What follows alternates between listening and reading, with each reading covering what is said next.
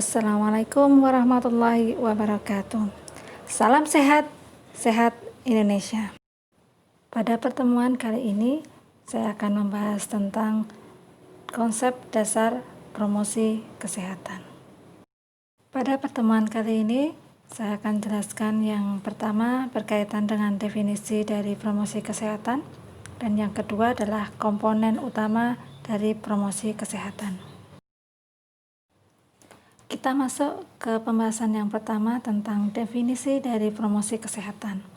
Promosi kesehatan adalah suatu upaya untuk meningkatkan kemampuan masyarakat melalui pembelajaran dari, oleh, untuk, dan bersama masyarakat. Pada tahun 1986, di Ottawa, Kanada, berlangsung Konferensi Internasional Promosi Kesehatan yang menghasilkan Piagam Ottawa atau Ottawa Charter. Piagam ini yang kemudian menjadi acuan bagi penyelenggaraan promosi kesehatan baik di dunia termasuk juga di Indonesia. Pembahasan kita yang kedua adalah 5 komponen dalam promosi kesehatan. 5 komponen utama dalam promosi kesehatan ini dirumuskan dari Piagam Ottawa pada tahun 1986. Kita masuk ke komponen yang pertama adalah Healthy Public Policy. Ini adalah kebijakan publik yang berwawasan kesehatan yang merupakan strategi pertama dari Ottawa Charter. Healthy Public Policy ini merupakan seperangkat kebijakan, peraturan, dan juga regulasi yang menjamin tercapainya tujuan pembangunan kesehatan yang ini sangat mendukung terwujudnya lingkungan fisik dan juga lingkungan sosial dalam rangka untuk mencapai tujuan pembangunan kesehatan. Tujuan dari Healthy Public Policy ini adalah keterlibatan pemerintah sebanyak mungkin di seluruh ruang lingkup dari pembangunan kesehatan. Adapun ciri kebijakan publik yang bertanggung jawab adalah kebijakan tersebut bersifat rasional. Kemudian yang kedua dapat menjangkau halayak yang lebih luas. Yang ketiga, dia bisa mengatasi persoalan dengan lebih efektif, dan yang keempat adalah dapat diterima oleh masyarakat.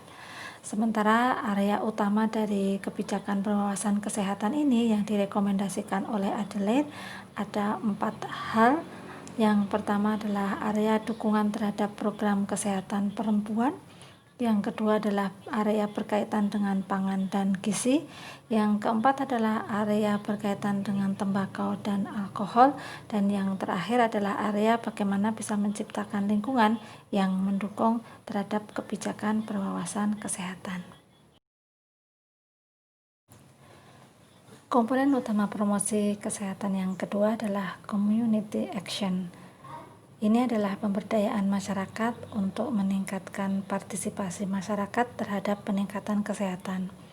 Promosi kesehatan bekerja melalui tindakan nyata dari masyarakat dan efektif dalam menetapkan prioritas, membuat keputusan, strategi perencanaan, dan pelaksanaan untuk mencapai kesehatan yang lebih baik. Jantung dari proses community action ini adalah pemberdayaan masyarakat yang kepemilikan dan kontrol dari usahanya menjadi tanggung jawab mereka sendiri. Pengembangan masyarakat mengacu pada sumber daya manusia yang ada dan materi dalam masyarakat untuk meningkatkan swadaya dan dukungan sosial, dan untuk mengembangkan sistem yang fleksibel untuk memperkuat partisipasi masyarakat dalam arah masalah kesehatan. Hal inilah yang kemudian membutuhkan akses penuh dan berkesinambungan untuk informasi, kesempatan belajar bagi kesehatan, serta dukungan pendanaan.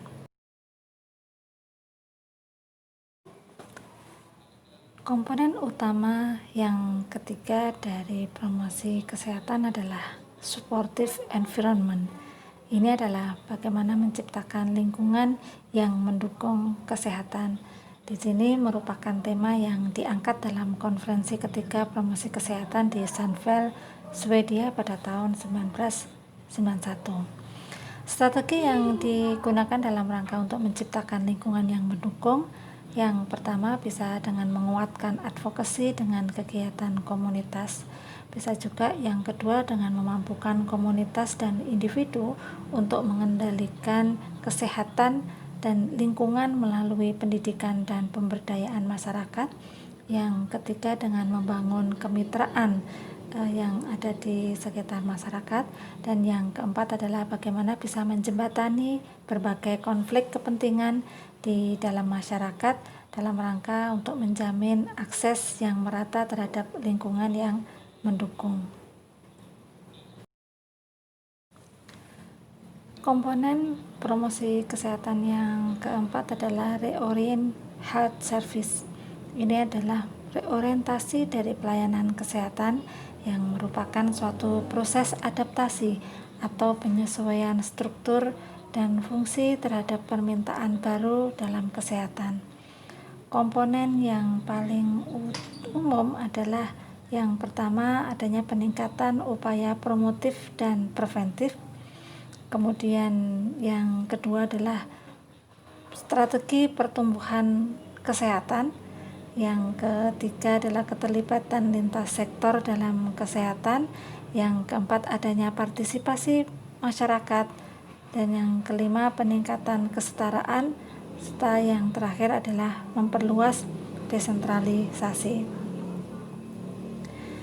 Tanggung jawab untuk promosi kesehatan dalam pelayanan kesehatan ini dibagi di antara individu, kelompok masyarakat, para profesional kesehatan, lembaga pelayanan kesehatan, dan pemerintah. Mereka harus bekerja sama menuju sistem perawatan kesehatan yang memberikan kontribusi untuk mengejar kesehatan.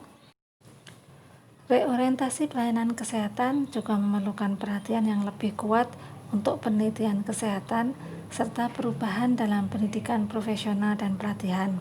Hal ini harus mengarah pada perubahan sikap dan organisasi pelayanan kesehatan yang fokus ulang pada kebutuhan total individu sebagai manusia seutuhnya. Komponen utama promosi kesehatan yang kelima, yang terakhir adalah developing personal skill. Promosi kesehatan mendukung pengembangan pribadi dan juga pengembangan sosial melalui penyediaan informasi, pendidikan untuk kesehatan, dan meningkatkan keterampilan hidup.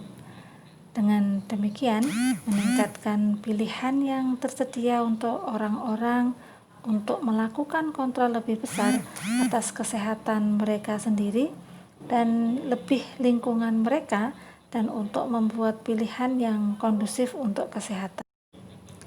Hal ini juga memungkinkan orang untuk belajar sepanjang hidup, untuk mempersiapkan diri untuk semua tahap, dan untuk mengatasi penyakit kronis dan cedera yang sangat penting. Ini harus difasilitasi dalam pengaturan baik di sekolah, di rumah, di tempat pekerjaan, dan juga di masyarakat. Aksi diperlukan melalui badan-badan pendidikan, profesional, komersial, dan sukarela, dan di dalam institusi itu sendiri. Demikian materi kita pada kesempatan kali ini. Semoga dapat dipahami dan dapat bermanfaat untuk semuanya. Wassalamualaikum warahmatullahi wabarakatuh. Salam sehat, sehat Indonesia.